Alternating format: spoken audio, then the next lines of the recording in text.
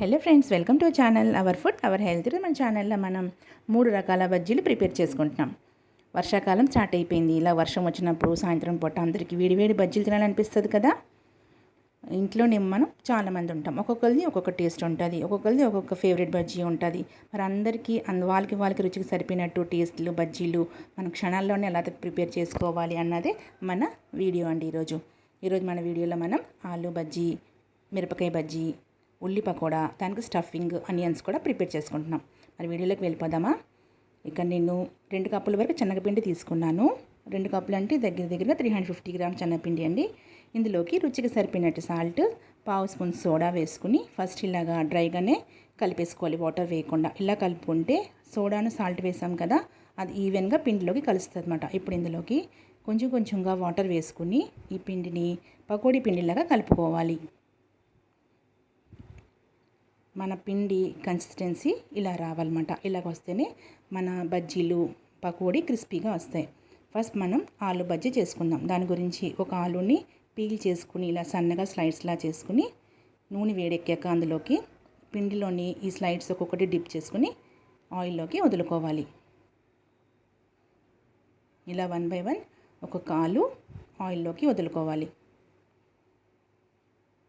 ఈ ఒకవైపు రోస్ట్ అయిపోయింది కదా, ఇంకోవైపు టర్న్ చేసుకుందాం. ఈ గోల్డెన్ ఎల్లో వచ్చాక ప్లేట్లోకి తీసేసుకోవాలి. ఇప్పుడు ఇవి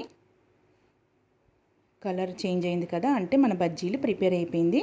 మన క్రిస్పీ ఆలూ బజ్జీ మన ఫస్ట్ ఐటెం రెడీ అయిపోయింది. ఇప్పుడు వీటికి మనం ప్లేట్లోకి తీసేసుకుందాం. ప్లేట్లోకి తీసుకున్నాక మన సెకండ్ ఐటెం మిరపకాయ బజ్జీ ప్రిపేర్ చేసుకుందాం. మిరపకాయ బజ్జీకి నేను ఇక్కడ మిరపకాయలు తీసుకోలేదండి, మామూలు మిరపకాయలు తీసుకున్నాను. వీటికి మధ్యలో కట్ చేసి సీడ్స్ అన్ని తీస్తాను. మరి చిన్నపిల్లలు ఉంటారు కదా ఇంట్లోని, వాళ్ళకి ఘాటుగా ఉంటుంది కదా.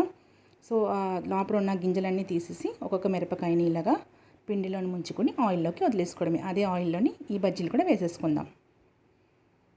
ఇలా 1 బై 1 ఒక్కొక్క మిరపకాయ వదిలేయడమే. ఇవి కూడా ఒకవైపు అయింది కదా, ఇంకో వైపుకి టర్న్ చేసేసుకుందాం.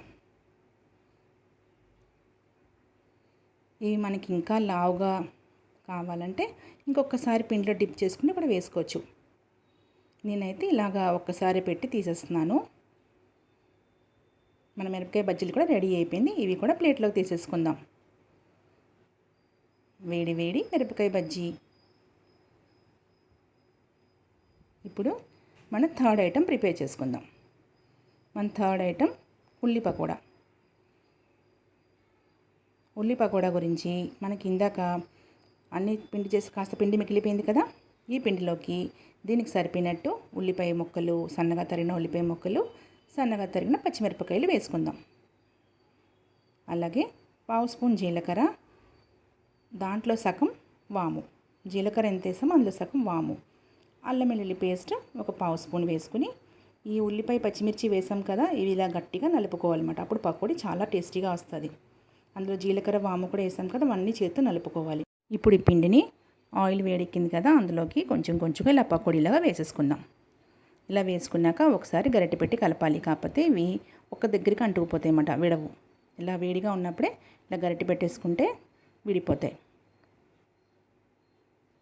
మన పకోడీ కూడా రెడీ అయిపోయింది. థర్డ్ ఐటెం మన ఉల్లి పకోడా కూడా రెడీ అయిపోయింది. ఇవి కూడా మనం ప్లేట్లోకి తీసేసుకుందాం. ఫ్రెండ్స్, ఈ 3 ఐటెంలోని మీకు ఏ ఐటెం ఎక్కువగా ఫేవరెట్ నా కామెంట్ బాక్స్లో కామెంట్ చేసి పెట్టండి. ఉల్లి బజ్జీ, మిరపకాయ బజ్జీ, అలాగే మన ఆలూ బజ్జీ 3 రకాలు చేసుకున్నాం కదా, ఇందులో మీది ఏది ఫేవరెటో నా కామెంట్ బాక్స్లో కామెంట్ చేసి పెట్టండి.